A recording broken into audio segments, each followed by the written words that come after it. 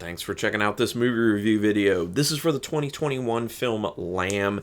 It's an A24 film, and it's one I've been meaning to get to for a while.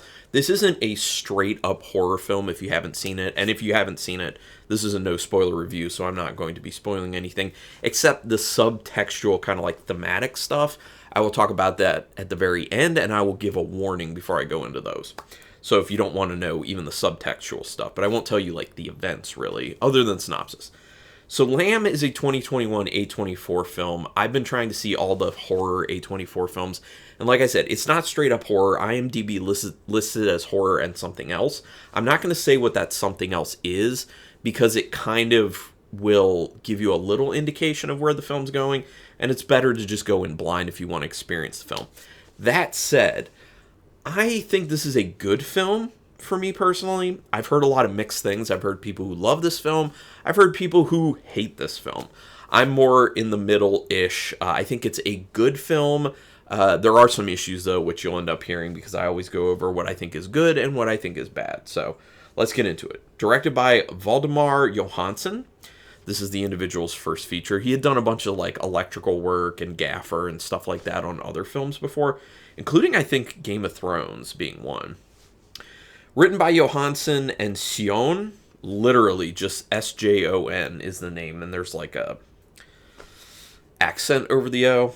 I don't know which one it is. That individual had written scripts for Dancer in the Dark, Reykjavik Whale Watching Massacre, that sounds interesting, and The Northman, which is a more recent film, bigger name. Stars Noomi Rapace, who you may have seen in Prometheus or Alien Covenant. I saw her first in the original, I think, Swedish films for the girl with the dragon tattoo. I saw the original ones. I never saw the remake. I know they did one. I don't know if they did all three in American. But if you have interest in those books or just want to know that story, those are excellent films. The originals, the Swedish films, very, very good. And Noomi Rapace, great actor. That's one of the things. No whatsoever issues with the acting in this film. The acting is very, very good. It's the highest grossing Icelandic film in history, which points to, yes, it's Icelandic. It is in the Icelandic language, so there is subtitles, but if you're not big into reading subtitles, there's not a ton. This is a movie that tries to show a lot more than it's telling, and that includes dialogue with the characters. So if you're not big into reading subtitles, but you're interested in this film, you can probably do it. It's going to be a little bit of work for you, but not too bad for what most subtitled films are. So just letting you know. Synopsis.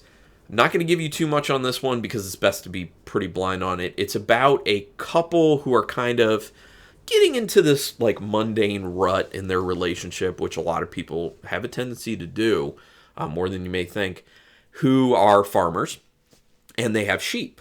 They have lambs. So one day a lamb is born that is different, and it changes everything for them. And that is where I'm going to leave it, because I don't want to give too much away. I'm sure the trailer shows a lot more, unfortunately. It immediately looks very well shot, but is also very bleak looking. So from the get-go, it's got this kind of like foreboding feeling, foreboding atmosphere, environment, and look to it. It's very drab colors for the most part, except the wonderful, brilliant greens of the Icelandic countryside. I mean, it's beautiful. It's gorgeous. I mean, it's shot in Iceland, so it looks amazing. You know that right off the bat. So if people are into like films that look so good, the cinematography is great, the directing is really good, the acting is really good. I know that's not a visual thing, but there is a lot of visual stuff with the acting I'll talk about, and it just looks beautiful. Like, the scenery is amazing, and if you're one of those people who's just big into that and kind of like feeling like you're being transported to this place and like living in this space while you're in the film, it's a great place to be honest. Since it's in Iceland, the scenery is amazing, like I just said. There is little dialogue, which leaves a lot of room for hearing the sound design as well as taking in that atmosphere that I was just talking about. So it's not so much a film about the story as much as it is, yes, there's the story, but it's also the experience, like the feeling of it, just soaking everything in and just transporting yourself to like being there with these characters. So if you're really big into that, this may be for you. That said, there's pacing problems big time for this one. I think with credits, it's like an hour and 46-minute film. For me, that's way too long for what the story is and what's going on. They do end up hitting a lot of moments where you're like, you feel like they're trying to nail down something that they've already nailed down in the film, and they're just retreading that ground, and you're just kind of like, okay, we get it, we can move on now, like, where's more of the story?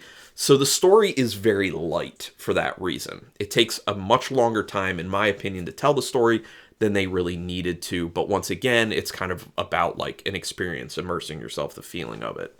So it depends what you like. Lots of acting through body language and facial expressions to tell the story, especially early on when there's even less dialogue in the film. So this speaks to how good the acting is. It's not just all about delivering dialogue. It's about being able to show great facial expressions, and its body language. And those things are done extremely well in this film. You see so much without hearing anything from the characters. And they interact that way too. It's very well done. There's a lot not said between the main characters that is the most important in this, especially early on in the film. Well, actually, really all the way through it. The things that are between the dialogue are probably the most important things about this film, which is a cool thing, in my opinion.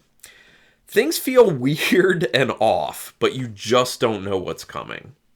Even before you get to a big reveal, you feel like things are just off. You feel like things are just odd. And part of that's because of the style of how it's shot. Part of it is because of how the characters are acting with one another. And part of it is the music. The music does a really good job of kind of giving you that off feeling. And you're just like, things are a little, I don't know. Like, nothing terrible's happening. Everything looks fine and beautiful. But something's going on here. And we're just not there yet. So you really just don't know. It does give you this little bit of suspense of like, where are we headed with this? There is a very big reveal that's past the 30-minute mark, and it's weird. It is very odd. It's one that will polarize the audience. Some people will be like, okay, I'm very much intrigued by this, and some people will be like, what? This is too weird for me. I feel like I'm checking out. So that's why I feel like this is a pretty kind of you love it or you hate it type film, even though I'm not on either of those sides. I'm kind of more in the middle, but yeah, I can see where people love it. I can see where people hate it. There's an event that as a viewer, you know won't pass without consequences at some point. And I do love when films will do that, where there's this moment in the film where you can just feel that that's not going to be something that's insignificant. And from the standpoint of script writing, when bigger things happen in films, you know, everything's in there for a reason, typically, unless it's a bad script writer, which this individual's not a bad script writer. So typically in a well-written film, everything is there for a reason. So if something happens, it's not just something to just like be in there and then you keep going and it's like, oh, well, that didn't matter at all. So when it's bigger events, like something that does happen in this, you as a viewer really are like, yeah, I think something's going to happen because of this, in essence. Very good acting, once again, like I said. Did not see the end coming.